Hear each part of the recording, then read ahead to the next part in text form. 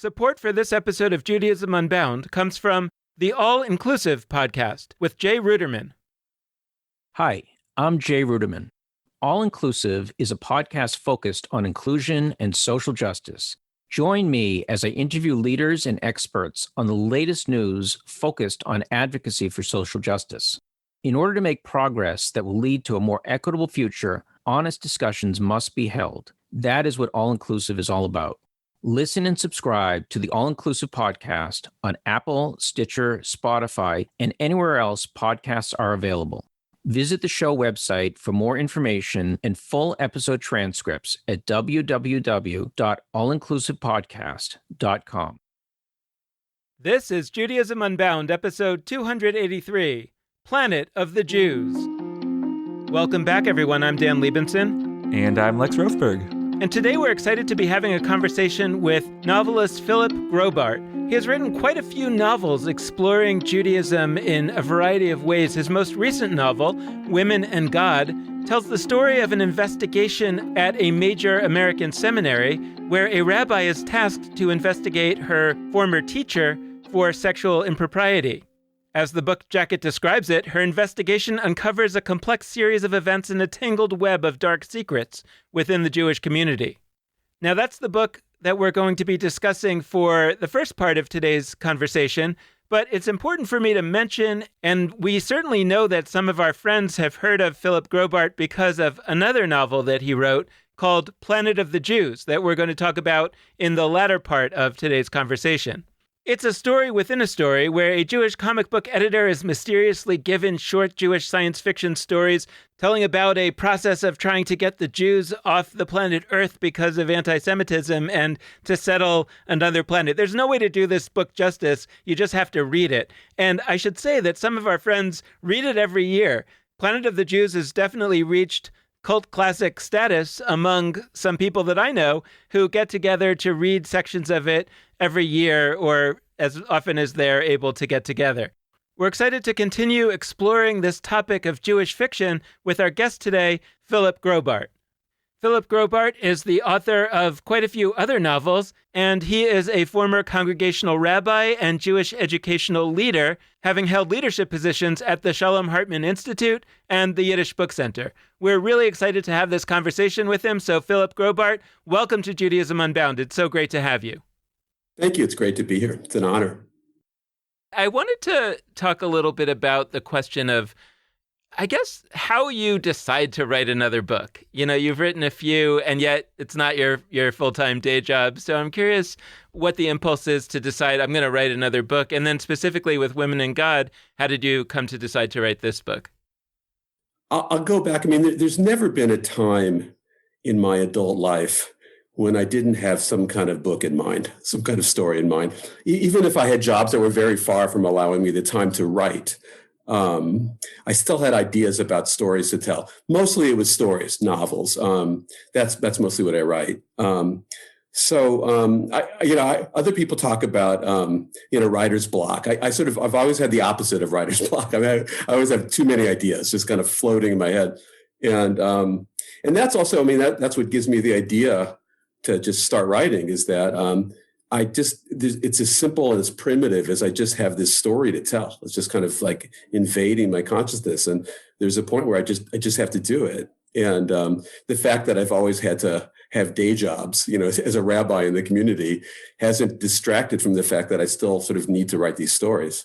So with my latest book, it's like every other book I've written. I just had this itch in the back of my mind, like here's a really interesting story. I try to accomplish things when I'm writing a novel, beyond just, hey, I got to tell this story. But the original impulse is really just very primitive, I think, feeling that goes deep into what it means to be human, which is just, I've got a story to tell, and I want to share it with as many people as I can. Well, obviously, there's been a lot of Me Too scandals in the world and in the Jewish world. And I'm just wondering, was there a moment where that specifically morphed in your head into a story that you needed to tell? Or how, what was it in that case? But also more broadly, like, I've actually been thinking a lot lately about this piece of Talmud that I came across recently. My wife and I have been doing this daily study of the daily page of Talmud. And there's a story that's been on my mind for a long time. It's a story about two of the top rabbis in the Talmud. And the story talks about how they would go to another city and say, who wants to be my bride for the day? And then there's this like aphorism at the end that says something like, it's better for a person to have a loaf of bread in his basket and then he won't go looking for bread elsewhere, is the upshot of it. And it felt to me like there was this really important question to ask, which is that are these kind of exceptional cases, or is there something potentially that is built into the fabric, not of Judaism per se, but of any area of human endeavor that's built in a patriarchal world where it's only men and there's a lot of ego involved, in these sort of, quote, great rabbis. And I'm wondering, as you write a book like this, do some of those questions come up for you, and how do you think through them? There's this link between spiritual charisma, religious charisma, and sexual misbehavior. And so we have that in the Jewish world, and I live in the Jewish world, so I notice it in the Jewish world. It's not unique to Judaism. The Catholic Church has it all over the place. Your local yoga instructor, violated all sorts of sexual prohibitions. And so we have it in Judaism. And before the Me Too movement, we had it, some of it even predatory. What are the implications for, let's say it's an important spiritual mentor. So how do his students feel afterwards? Or sometimes it's her students. I mean, how do they feel? How does it affect the community? How do institutions respond, when the person is central to that institution? How do synagogues respond? I think these are important issues to surface as a community, but as a novelist, that's not my primary job, is to instruct institutions how to handle these issues. But I think all of us in the Jewish community can do some thinking through it. I think that's a story can do that, a novel can do that. Let's imagine, this particular spiritual giant who's involved in this particular scandal, and how are all the people around him going to respond?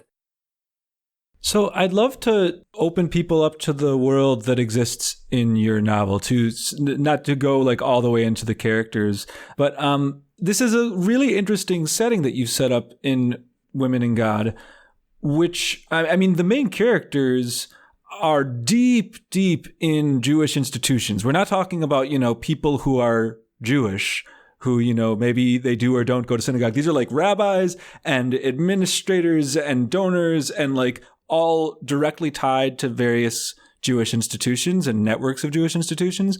And I was curious, especially maybe this ties to your other work and to Planet of the Jews. I know you've written about folks who are decidedly not that, who are Jewish, but not rabbis, not people necessarily working for Jewish institutions. And so I guess I would love to hear about why it went in the way it did with these central rabbinic kinds of characters and rabbinical student characters and their various friends, family members, etc. Yeah, I mean, a simple answer is that you sort of write what you know. So in this particular book, I mean, it's the world of synagogues and Jewish institutions and rabbinical school, and I know those places, so I could write pretty easily about them without having to do a lot of research. But there was something, I guess for me, that's a little bit deeper. I wanted to do a kind of counterfactual. So a counterfactual is like an alternate history. Because I'm explicit in the book that this is taking place not just in the Jewish world, but in the conservative Jewish world. I'm a conservative rabbi. And I try to imagine, so what would happen if the leading rabbinical school in the conservative movement, and it's fictional in the book, so it's not the actual Jewish Theological Seminary, but it's a fictional. What if they hired, a real spiritual giant who is just out there playing guitar and sharing pearls of wisdom and is really influential, as opposed to what JTS does, which is mostly academics. And it's not an attack on JTS, but JTS and my teachers were mostly academics, and we learned to become rabbis through academics. What if somewhere along the line of rabbinical school, a non-Orthodox rabbinical school, chose real charismatic spiritual giants as its leaders? And how would that affect the way conservative rabbis do their jobs? So and once I had that idea, of course, I had this idea. And then what if those great spiritual giants, or one of them, misbehaves? what does that do to his students? What does it do to the institution? So I wanted to kind of play around with that Jewish institution, a rabbinical school, and just ask myself those questions. When I think about it, that you can read something as, this is a book about sexual misconduct, but you can also read it as this is a book about the dangers of getting too close to the sun, and that kind of spiritual power is dangerous. And that does feel to me like it's one of these things that we don't talk a lot about on this podcast in specifics, but that really is kind of lurking there, that we in a world, maybe it's like you constructing this fictional Jewish Theological Seminary version, it's like in a world in which that isn't the experience of most people most of the time, you can kind of lament it and wish for it and say, oh, wouldn't it be better if we had that? But if there's ever any chance that we are going to get closer to having that, then we better also do some of the planning for, in case that happens. It actually just reminds me of a book I just finished reading called The Premonition by Michael Lewis, which is about the people preparing in the U.S. government for a pandemic. And then, in various ways, it doesn't work out. I mean, the danger of that kind of spiritual heat goes in all sorts of ways. I mean, there's a danger to the victims. And I don't want to say the danger or the risk. I mean, I would say the risk, let's say, to the teacher is that all this adulation becomes really heady and, literally goes to their head. And before they know it, they've kind of slid into really inappropriate places. And I think that's worth exploring. I thought it was worth exploring in a book. And religion is a particularly interesting case study of Me Too type misbehavior because, unlike actors, let's say, Harvey Weinstein or even politicians, I mean, religion is supposed to encourage ethics and morality, yet you have it. You have that misbehavior in religious institutions probably as much as you have it anywhere else. You also mentioned, how institutions could kind of, discard themselves from these possibilities. So, what's interesting to me is, and, we're recording at a time where there are several significant scandals in the American Jewish community. Maybe that's true all the time, but there's a few that's really they've been in the paper in the media for a while. And it's always amazing to me how poorly equipped these big institutions are to really handle this. I tried to show that in the book too. Even a place like a big rabbinical school that's been around for a long time, very often very, very poorly equipped to handle accusations and how you adjudicate accusations. And then if the accusations are true, what happens next? So I'm not going to say, I don't have like a homiletic reason for writing the book. I wanted to have a good story that surfaced these issues. But if something comes from it, I'd like to have discussions about, okay, so how do we retroact? How can we be proactive in guarding our institutions and making sure that we understand what the procedures are going to be next time this happens? So your book does not avoid at all challenging hot button issues in Jewish life. Totally on the contrary, actually. Like, I feel as if you could take sort of an arbitrary screenshot of the front page of pretty much any Jewish newspaper the past 10 or 20 years. And like most of the things discussed on that front page are in your book in some way or another. There's stuff around Israel-Palestine in your book. There's stuff related to donors and funding. There's stuff related to gender and misgendering of characters. There's a lot of pieces of what comes up in Jewish life. And I say that actually with appreciation I can't prove this, but I feel like there's a hesitation in many authors who are looking at like Jewish life. I mean, there's not that many books that, center all the characters in a rabbinical seminary, right? But like, I think there are many books that do center Jewish characters. And I think there's a real nervousness around, if I paint this Jewish character or this set of Jewish characters as bad, I'm going to sort of serve anti-Semites and it's going to be bad and this is going to be misused. And while I understand where that fear comes from, I think we have to get past it because the reality is we do have sexual assault in Jewish life. We do have, your book doesn't go into issues of race so much, but like we do have racism in Jewish life. We do have all sorts, we have the issues of any part of society present in Jewish life. And if we don't give them just portrayals in works of fiction and, also nonfiction, like we're really, I worry about the world where we don't have those stories more than I worry about the world where we do and they're misused. So I'm curious, when you're, looking to open up all these different issues, like what goes into that, and what were you, I know that authors aren't always trying to, here's my agenda for the world, but like to the extent that you do have one on those issues or otherwise, how do you go about conveying it to folks?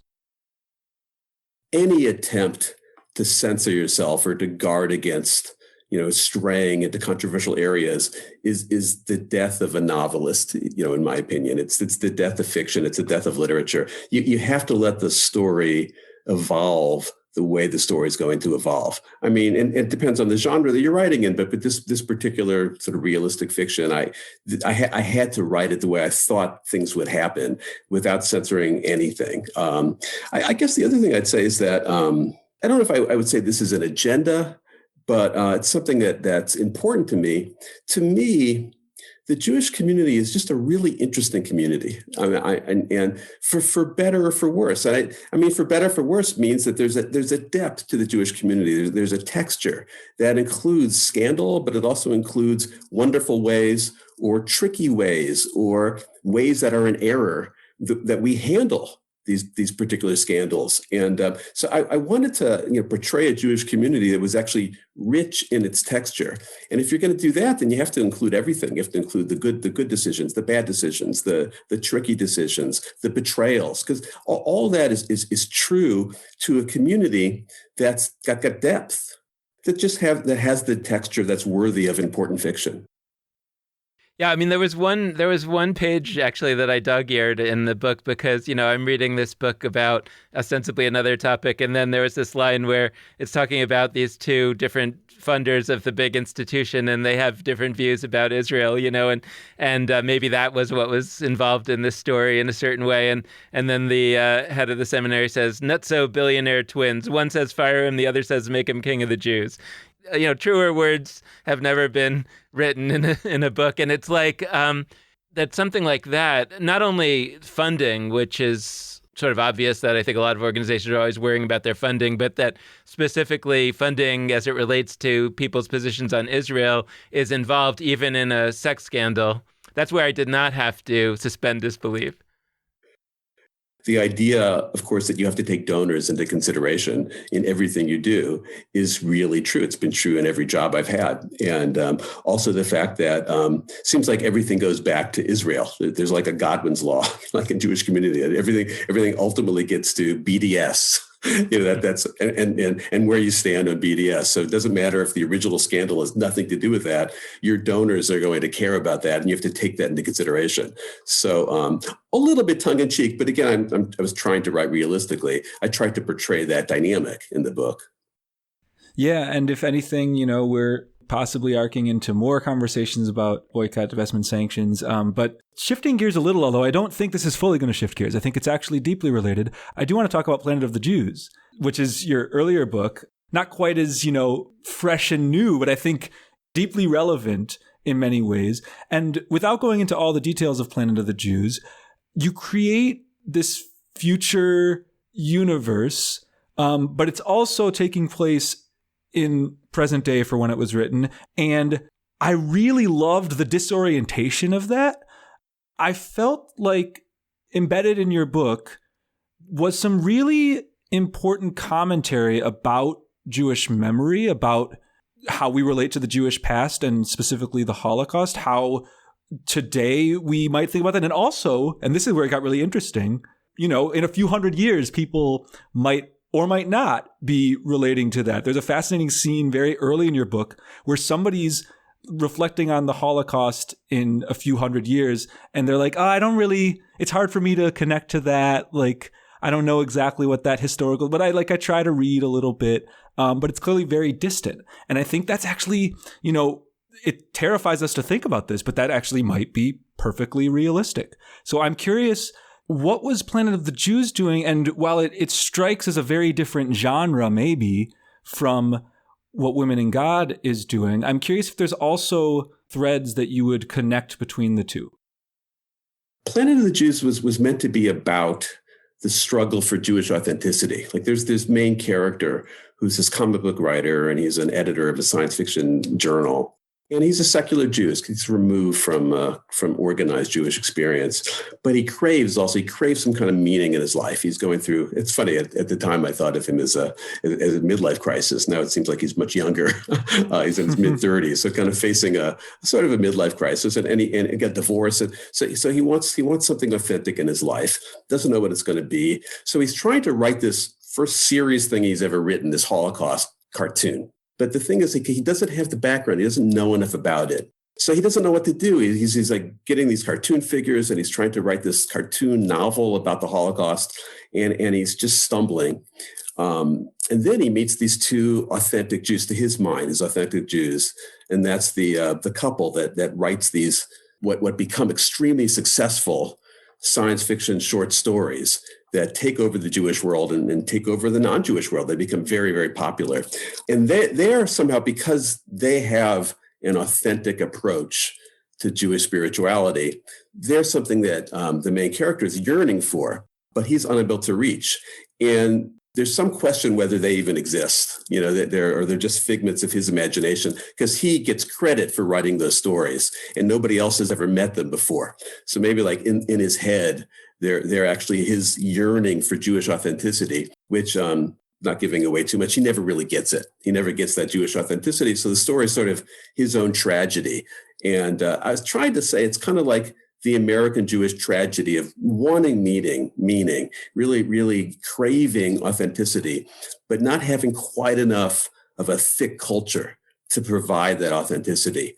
And that's kind of the tragedy, but it's also kind of the conundrum that fuels the book. Will American Judaism ever have that thickness of culture where we will really discover authentic meaning that can transform our lives? When I first started to write, there was no question that I was going to write science fiction and fantasy, because I'm a big fan. Unlike a lot of serious people, I sort of felt the best way to convey a real grappling with ideas happens in science fiction, because you try to imagine what the world's going to be like and what the problems are today and how they're going to be in 100 years. And you can really grapple with ideas in science fiction. So I just assumed every book I would write would be science fiction. So then I started to write Planet of the Jews, and I realized that, hey, this isn't really science fiction, because the frame story takes place now in the current day, and the science fiction is in the cloak of stories. So it ended up being more of a novel about someone who's interested in science fiction than actually a science fiction novel. Although, by the way, it's my most popular book. Of course, that's a relative term, but it's a book. Oh no, Lex posted something about this on Facebook. It was actually just a picture of his table, and it had Planet of the Jews on it. And all of a sudden, the Planet of the Jews, what's it called? When cult. The Planet of the Jews cult came out of and people were commenting about it, how they read sections of it every year. It was amazing. Yeah, I mean, it's interesting. It's used in confirmation classes very often in synagogues. So these high school kids, every once in a while, I'll hear from a kid that read it in high school, who's in his 20s or 30s now. So I would say that it ended up being a comment on American Judaism as opposed to some kind of speculation about where American Judaism is going. Because the science fiction part, which were those stories, they sort of veer all over the place. And I was trying to kind of throw into those stories, what is it that American Jews are craving? What kind of ideas, what kind of spirituality would really allow us to kind of flourish spiritually? Or is there anything that's in there at all? I think what you said about how science fiction really opens up ideas. I did not grow up super excited about science fiction. And in certain ways, I was like ideological about that. Like, imagine, teenage Lex with a lot of hot takes about everything. And I I read fiction, but I read mostly like realistic fiction, stuff that took place today or in like defined areas of history where, authors do research about what happened and they sort of try to stay. Like, I was not somebody who spent a lot of time in fantasy and science fiction. And lately I've shifted gears on that, both in the film I watch and the books I read. I've been reading a lot of Ursula Le Guin, really classic, incredible author of science fiction, who definitely is wading into ideological kinds of conversations through her work. And I think that in many ways, this is not a true statement, but like science fiction and fantasy are more realistic than realistic fiction in certain senses. I think there's a way in which creating a fake universe allows you to reflect on your own in a really effective way. And I found that with Planet of the Jews, that it did allow me to back out and say, yeah, like we're asking, where could the world go in a few hundred years? It doesn't really matter if I think that's exactly what's going to happen, but it does allow me to zoom back into my own time and say like, what are our trajectories? What's the multiverse of possibilities that could branch out from where we are today? And so I'm interested in the potential of that for Jews, for Judaism, for Jewishness, whatever we want to call it, because for whatever set of reasons, I don't think that when we've been carving out visions for the Jewish future that we've thought, fiction books are where we're going to find it. I think, I'm being hypocritical even as I say this, we're like a think tank in certain senses. And like, I think think tanks are where people think of, big ideas, and publications that are, nonfiction, articles, essays, etc. But what is it about really ambitious, out there kinds of fiction that in a practical sense or a non-practical sense, we can map onto our lives as Jews and onto our visions for what we want Judaism to be? All right. So I would say that fiction is an ideal vehicle to help us explore our most important issues in the Jewish world. Now, I say this with all modesty. So let's say it's not about my books. Let's say it's about Jewish literature in general. To me, Jewish fiction those are the Jewish texts for today. I mean, what does a great Jewish text do? Great Jewish text doesn't give you answers. A great Jewish text surfaces all sorts of important issues, and then we start arguing about them, talking about them, maybe trying to solve them. So I think a Jewish novel or fiction, Jewish short story, should have that function in today's American Jewish culture, that it's not solving any problems, but it is surfacing all sorts of issues that once we read them and maybe discuss them, we're better equipped than as a Jewish community to be able to handle them. I sort of hope that's what happens in my novels, that there's just people can take a look at these like you look at a text, and it could be a jumping off point to a very important discussion about what's going on in the Jewish community today. I'll add one more idea, and this is something of particular depth, and I haven't fully unpacked it yet, but there's a famous science fiction writer that fellow geeks like me will have heard of. I'm not sure if you guys have heard of him, but Orson Scott Card. He's not Jewish, very well-known science fiction writer. He actually is Mormon, which is interesting, and he's got a really profound knowledge of Tanakh, we call Tanakh, or the Old Testament. He said a few years ago, I read this as an interview, that the modern theologians are science fiction writers, because science fiction writers are asking the big questions about what's out there, and what's the overall purpose of life. So that's what theology tries to do, to try to ask those questions. What's out there? How do we get to what's out there? How do we find transcendence? And what he said, and I think it's true, and what's increasingly true in modern fiction, is that it can be beautiful, but it's also often very narrow. It's what happened in my office, what happens in my small community. Whereas science fiction is what's out there in the grand universe. What mysteries are there still to uncover? And we don't really have great theologians nowadays, at least not that I'm aware of. But we do have science fiction writers that are asking those questions and then maybe helping us to come to some kind of at least discussion about what's beyond our world.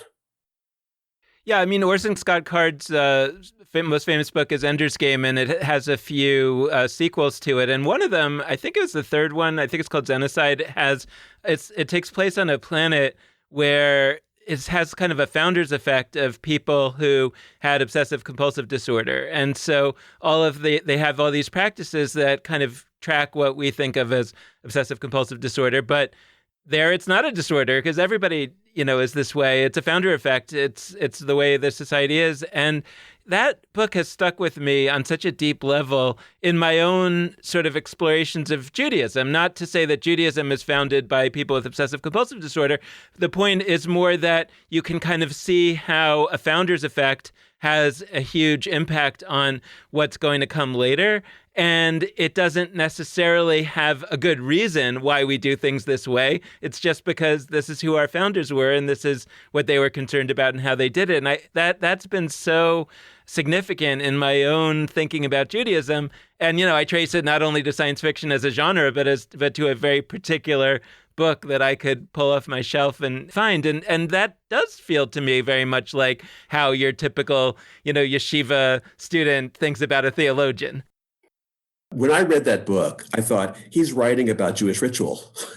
He's writing about halakha, Jewish law, because it's this it's so beautiful in the book. I mean, the characters that engage in these rituals, which from the outside they look like mindless rituals, but the characters that engage in these rituals are doing it with such a love, and such a full heart, and yet the reader knows, no, it's just OCD. So then we ask the question, are certain of our Jewish rituals, are they motivated only by some OCD? Do they have that same kind of strength and power? Are they authentic? Are they really the way to reach God? Or is that an illusion? Now, the book, I don't think, solves that. And we can't solve that. But reading it brings up that really fascinating question. What happens when Jewish rituals sort of move towards OCD, and then we take a step back, but still you need that commitment to really engage in them and to build a thick Jewish culture. So you're right, that book is a perfect example. The previous book, by the way, as long as we're geeking out at Orson Scott Card, is Speaker of the Dead. And amazing book. It's a great reflection on mourning practices and what are the proper mourning practices. There's a lot more in that novel. It's also a novel about sentience and how do you recognize sentience. But for me as a rabbi, the idea that he brings about mourning and how a clergy helps a family mourn was just incredibly beautiful. So in the spirit of jumping between times like Planet of the Jew does, jumping between books now, I want to go back to Women in God a little, but now we've established both. So really, weave the Graubart cinematic universe between the different books, if you would like. I'm saying this only positively, but I read a non-zero amount of cynicism about Jewish institutions, or at least, you don't necessarily talk about like 100 different Jewish institutions, but you dive deeply into one. And I appreciated that cynicism once again, for all the reasons I mentioned before, how we need to think expansively, think deeply, and not only shine a positive light on centerpieces of Jewish life. I would love to learn more, though, about this story that centers a specific rabbi. She's a woman. She is in Las Vegas is where she serves a congregation. I think that we could spend about an hour on like any of a million threads from, Las Vegas and Judaism. What does that mean? To Jewish summer camps. That plays a key role. And so there's a lot. So help us just sort of gain a better sense of what all the pieces are in this book. Well, let me just give you two ideas, kind of two themes that I was playing with in the book. So one is, how do we handle disappointment and disillusionment in Judaism or in general, just as a human emotion? In Women in God, it's not giving anything away. It's a little hard to talk about it because it's a suspense novel. So, if I give away too many details, I don't want to ruin it for anybody. But you have this main character, Moishe, who is this spiritual giant who's accused in the very first page. So this isn't going to ruin it for anybody, of sexual misbehavior. And the reader is pretty sure something's happened. So I'm not ruining anything. But then he's got this student. The student is Yael, who's the main character of the book. And she adored Moishe. He was a very, very important spiritual figure in her life. Back at camp, it's called Camp Tikva in the book. It may bear some resemblance to Camp Ramah. I'm not going to say yes or no, but maybe some of you will find something familiar if you know about Camp Ramah. But back then, she's 12, 13 years old, and he's an important spiritual mentor. And then in rabbinical school, she has him as a professor. But she finds out, and she actually has to investigate him, and she starts to realize this guy really let her down, and she's very, very disappointed in it. And then she has to kind of make that decision. Okay, so what do I do? Can I separate the teaching from the teacher, because the teaching has defined her rabbinic career. It's defined her life. It's defined her spiritual identity. And then she finds out there's this corruption, maybe deep, deep corruption in the teacher. So what does that do to all of his teachings? And again, in the book, I don't necessarily give an answer, but I give a character that's really struggling with that. So that was important to me. And the second thing I was trying to get at, so this is where Las Vegas comes from, because, what could be more corrupt than Las Vegas? I mean, I picked Las Vegas on purpose, where the possibilities of corruption. There's a backstory, which was, it was hard for me actually to write the backstory. She'd had a scandal before, Yael, in her synagogue, in her Las Vegas synagogue, which had to do with gambling and the whole connection of the Jewish community to the gambling industry. So already there is some corruption that's touched her spiritual life, her being rabbi of the synagogue. So I'm trying to explore also, what do we do when we have corruption in our institutions, corruption in our environment, and yet we struggle to hold on to some authentic spirituality?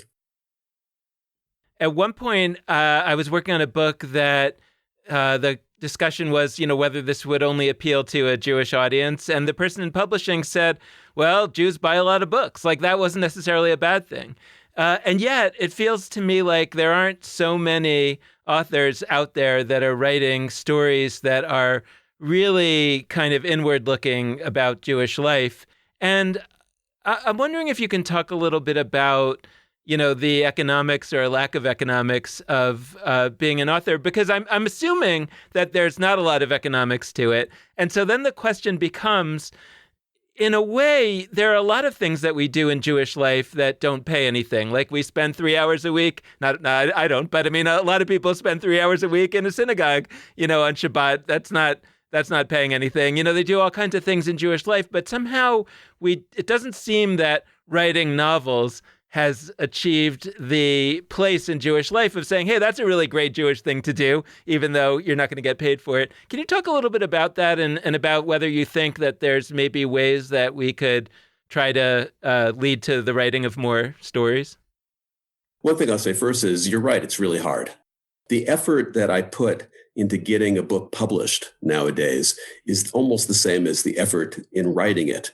But the effort in writing it is a lot more fun, and a lot more, valuable to my own soul. And I feel like that's just gotten worse over the years as publishing is consolidated. There used to be, more places where you could just publish books that were in-depth explorations of Jewish life in America. I don't think there's any Jewish publisher that publishes fiction right now. So that's what a loss that is. And there are some publishers, non-Jewish publishers, like Fig Tree Press is one that just comes to mind. That they do publish Jewish novels, but they don't exclusively publish Jewish novels. And I don't think there's anything other than Fig Tree that really looks out and tries to find Jewish novels. So it's very, very hard. And there are a lot of great writers out there, but it's very, very hard to get published. And you're right that the marketplace is really awful. You can't make a living doing it. And, I've always had to write very, very part-time, and it takes me years to write a book because I've always had other jobs. And so it's very, very hard. And there are, good writers out there, I think, that lose motivation, despite the fact that it's a passion project and that you go into it with a sense of passion. It's still at some point you need motivation to continue. And I think that motivation, unfortunately, is just not there. And this is one of my pet peeves. I feel like that the Jewish community could and should do more to encourage Jewish creative writing. And I guess I start from the place that a great culture needs to have opportunities to create culture. So like Jewish books and Jewish music and Jewish theater, Jewish fiction. And if we don't have that, we sink as a culture. We stop giving our children things that are really fascinating that they can grapple with. And I think that's a shame. Years ago, I was actually in New York vacationing. I spent a lot of time in New York working or studying, but my wife and I just went there on a vacation. And we took a walking tour of Harlem. And it was interesting because I lived adjacent to Harlem for many, many years when I was at the Jewish Theological Seminary. And they always told us to stay away from Harlem because it's dangerous. And I did. Like the 5 years I lived there, I never, even though I was on 120th, so I was very close to Harlem, I never went to Harlem. And then it wasn't until I could go on vacation and take this walking tour. So we did this walking tour of Harlem. It's fascinating because it's a really solid introduction to African American culture. So we passed by this museum. It wasn't a big museum, kind of a storefront museum, but it was a museum of African American writers. And also we found out that it's like a foundation that supports African American writing, Black American writing. There is a philanthropic system in Harlem to support African American writers. And there's nothing like that in the Jewish community. Now, of course, we have the means to do it. I mean, we certainly have a great philanthropic structure that we've created, but none of it supports Jewish fiction at this point. Some of it supports some music. There were organizations in the past that went out of business, but you guys, I mean, because this is the point of your podcast. I mean, you know how stuck much of American Jewish philanthropy is in just focusing on Israel and anti-Semitism and not in producing great Jewish culture. And to me, the project of producing great Jewish culture means to produce the means of writing novels. And it's not just grants or just seeking out or maybe a Jewish fiction publishing house. We have none of that. We had something like it about 25, 30 years ago. We don't have it anymore. And sooner or later, there's going to be just fewer Jewish writers writing. And I think the culture is really going to suffer for that. You actually sort of anticipated where I was going, which is around how American Jews, whether it's American Jewish philanthropists or just American Jews generally, how we conceptualize success or how we sort of measure whether Judaism is secure for the future, or all these things. Like you mentioned your counterfactual before, and that whole conception. I'm imagining a counterfactual for a second. I'm imagining a parallel Jewish universe where we've got studies like the Pew study that came out earlier this year, and the one before that, 7 years before, where the big anxiety that everybody's nervous about and everybody's measuring is, have Jews nationwide read enough Jewish fiction? Have Jews, read the latest works like Magical Princess Harriet, which we spoke with that author, Leah Moser? Have they read Rachel Lewis's book? Have they read Phil Grover's? Like, we're in a crisis mode because people aren't reading enough Jewish fiction books. And, oh, yeah, sure, there's like people marrying whoever they're marrying, but that's not our core thing. And, oh, yeah, like people have whatever thoughts about Israel and Palestine. Oh, yeah, people like God belief, yes, no, but like Jewish fiction, are they reading it? Are they exploring it? Are they writing it? Are we funding it? We're going to set up a Jewish institution that's devoted to doing that. We're going to find, focus groups, and we're going to set up task forces to then do the more focus groups. Like, that's not the world we have. We have a world that sees Jewish fiction as like, sure, we would love people to go to synagogue, mark the holidays, light the old candles on Friday night. If they also read some books of Jewish fiction, like, great, super. But we don't see it as like, it would actually be a success story if somebody read Jewish fiction and was interested in that and like didn't do any of the other affiliational stuff. That's seen, I'm not saying on an individual level, if we asked a funder, like, is that person doing Judaism wrong? I don't think the funder would be like, oh, that's a bad Jew. But I think we haven't set up our systems where that's sort of a core goal, Jewish fiction reading, and the candle lighting and the holiday marking and the Israel stuff is separate. And so I'm curious, like, I've set up a hyperbolic world. Is it a good world? Should we go for that one? Let me put it this way. And I'm speaking as a rabbi, here, but most Jews are not going to resonate with a deep study of Talmud. As much as I love Talmud, you guys love Talmud too. I'm inspired by Talmud. Most American Jews are just not going to resonate to even a line of Talmud, or to Bible with Rashi, with a commentary, or Midrash, our classic Jewish sources. Most Jews can read and learn from Jewish literature. A good Jewish novel can make people think deeply about their Jewish identity, where they want to do as a Jew, where they want to go with that Jewish identity. I agree totally. I mean, the question we want to ask is, are we producing those novels? Now, it so happens that we are. I mean, there are some really interesting younger Jewish writers out there. To me, it's as good as it's ever been. They're not all that well known, right? It's not kind of the golden age of the 60s and 70s of Philip Roth and Malamud. But in some ways, I feel like these writers are just as good, just as talented, and asking questions that need to be discussed in the American Jewish community, but with no institutional support. If we want the culture to move forward, sure, there's the Talmud's there, the Midrash is there, the Tanakh and Rashi and the commentaries, it's all there. It's only going to scratch the surface of a large segment of our community. But Jewish novels, poetry, music, plays, all that, without all that much preparation, can sink into a Jewish soul and create important discussions about Jewish identity and ultimately create connections. It just feels to me like, maybe this is the plot of your next novel, but it feels to me like there's something very deeply amiss where what success looks like is solely defined by engagement with some old material and not at all measured as the production of new material. And I guess my question is on both the supply side and the demand side. There was this grant proposal RFP out there recently called the Reset Grants, which was about sort of painting this world of a reset Jewish community, that would look profoundly different. And I think they got something like 300 proposals. I don't know how many made it to the next round. But some of us who were not elevated to the next round were talking about, hey, maybe we should have on this podcast in a few months, maybe we should have some opportunities where we actually talk to people about their vision. Like, what was that reset Jewish community that they could imagine? And I'm curious, as somebody who's writing Jewish novels, like, is there a dimension to you that you could actually see in concrete terms about how it would look in terms of what the world of whether it's funders or whoever else out there could do that would move the needle in the way that we're talking about? Yeah, I mean, I'll start the answer by saying there are some organizations out there. So I don't want to give the impression that there's nothing out there. There are some organizations that are trying. There's still the Jewish Book Council, which I think does support, unfortunately, in very modest ways, but it does support the idea of Jewish books, and fiction is in there. I worked for a little while for the National Yiddish Book Center, and the National Yiddish Book Center does support some Jewish writing. They have a very interesting program, which I participated in, where they brought teachers and where they brought teachers from Jewish day schools and helped them to teach Jewish literature. When I worked there, we had a program for Jewish writers where we would bring Jewish writers to come and meet each other. And it was a little meant to be, didn't really take off, but it was meant to be something like Yado. Yado is a writer's colony where you get paid to sit and write, and then you get this fellowship of other writers.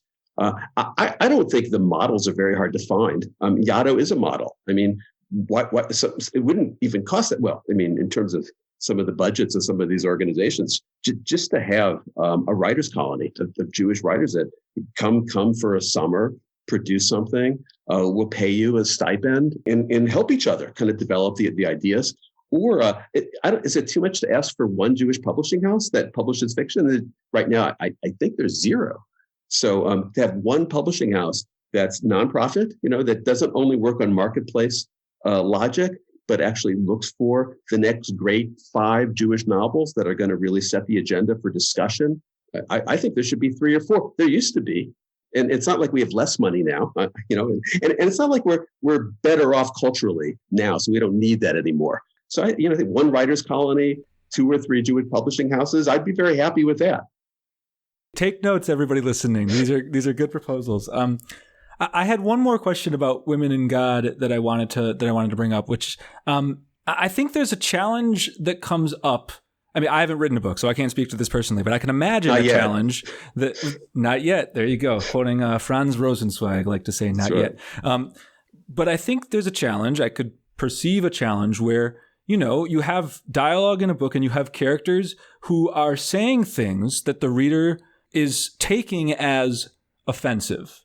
But it's a novel. You're not writing, nonfiction prose where you can say, and this sentence was meant to be offensive, and dear reader, please take that into account. I bring this up because there's a character in Women in God who's non-binary. who uses they, them pronouns. And once again, it's not a big spoiler. I mean, it shouldn't be a spoiler that, people with they, them pronouns are in any books. That's, early in the book, you learn that. And at a number of points in the novel, other characters misgender them, referring to them with she, her pronouns. And because in a novel like this, I understand you're not able to like rebuke your characters and say that that's not what you want them to be doing. But I did want to bring it up because it feels important in a climate that we live in where there are people that erase non-binary folks that claim that the only true genders in the world are those that are assigned as at birth as male, female, and that non-binary is sort of an illusion. I wanted to open up the chance for you to sort of discuss that part of your book. What were you trying to do with the characters who sort of treated them in ways that we as readers would oppose? Right. Yeah, it's a great question. And it was a tricky bit to write. I mean, the non-binary character in the novel is really the victim. They're kind of the first victim of sexual misconduct. And the way the institution deals with them, I mean, that would be the pronoun we would use, is really a mark of their integrity. And the fact is that that's the first failure that we see in the institution, is their failure to deal with them on the level of, first of all, that identity, but also just as a human being at all. And to me, the only way to do that realistically was to have all the characters that are involved in dismissing them be guilty of that, because that's the first hint to the reader that something corrupt is going on.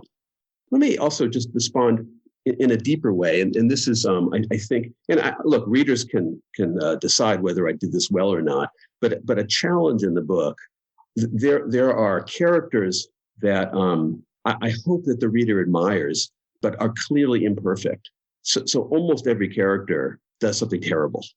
You can't have this authorial voice that says, hey, that was terrible. I want you to, I'm the writer, Graubart here, thinks it's terrible. I can't just do that. So the reader just has to pick up on it.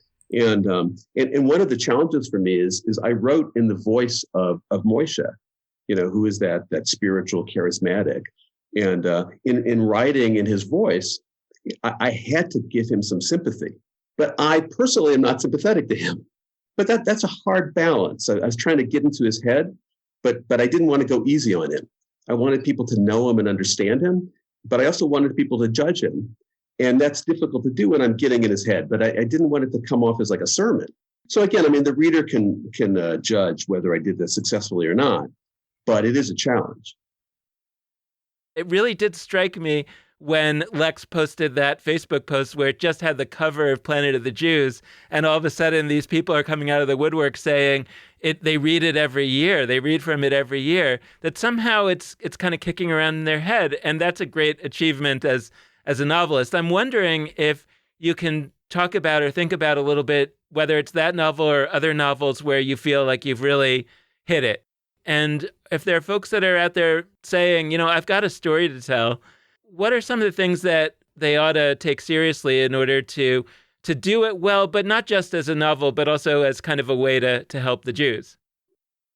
My pat answer to, what novel do I really think succeeded is that I always feel like the last one is my best, and that's actually good for me to say. I feel like I used to say that when I was a pulpit rabbi. I used to say my best sermon was the sermon I just gave, because that's the one I put all my energy and focus in, and I don't even remember the other ones. So I feel like Women of God at this point is my best novel because that's my latest novel.